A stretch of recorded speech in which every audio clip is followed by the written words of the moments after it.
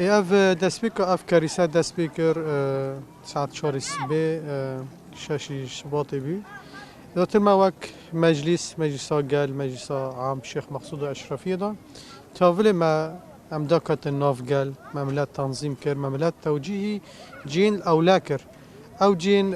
جيانا مروف تدوار باراسن او ما اساس قرد جخرا بري حرتشتكي انو انسان نمره يعني مرنا انسان امكن بكن انسان برين نبند بن بنيات دارد نامينن مملات التوجيهي تايلي تاخي كرن جي فيرد بين شهيد لك جين شهيد هنا جين صاحن فال هنا صالات هنا كون ما فاقرتن مملات بوي رنگي استقبال كر و حميد تشتين بيديفين جياني جبو ملات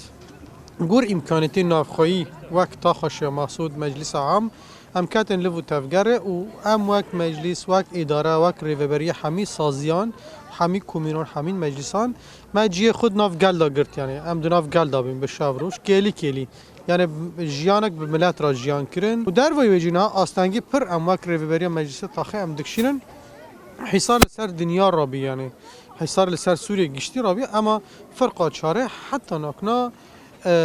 مازوت كوارب برناده. بداية نترحم على أرواح الضحايا الذين فقدوا حياتهم نتيجة الزلزال المدمر الذي تعرض له الحي الشيخ مقصود والأشرفية، ونتمنى الشفاء العاجل للجرحى. إن أحياء الشيخ مقصود والأشرفية من الأحياء الذين تعرضوا للحرب والهجمات الشرسة، وأغلب المباني الموجودة في الحيين هي غير قابلة للسكن نتيجة التصدع ونتيجة القذائف ونتيجة الآثار الحرب التي تعرض لها الأبنية، وأيضا الزلزال الذي تعرض له الحي أيضا عمل على انهيار جزئي في المباني الموجودة، وأيضا هناك أكثر من أبنية هي مهددة بالانهيار الكامل. لذا في الساعات الأولى من الصباح الباكر قمنا بالتأهب وتأمين المأوى للأهالي الذين خرجوا وهرعوا من بيوتهم من الخوف، وتم فتح المدارس والجوامع والصالات، وتم فتح بعض المخيمات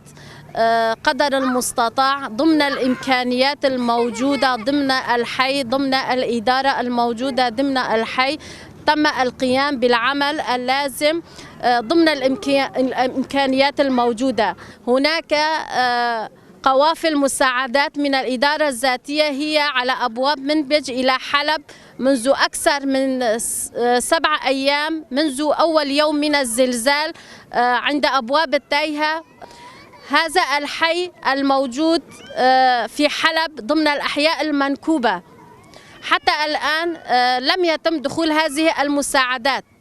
بأي أخلاق وبأي ضمير يتقربون من هذا الشعب؟ القوى العالمية الرأسمالية الدول المعنية قامت أمريكا برفع قانون قيصر ل6 أشهر على سوريا نظرا للحالة الإنسانية الحالة المنكوبة للمناطق السورية، والنظام السوري والروسيا المتدخلة في الشأن السوري حتى الآن تمنع حتى هذه الدقيقة تمنع دخول المساعدات الإنسانية التي تقف في أبواب حلب في منبج لدخول هذه المساعدات. المباني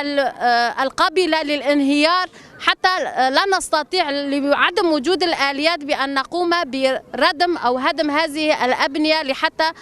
لا يكون هناك ضحايا أخرى. هذا نتيجة هذا الحصار.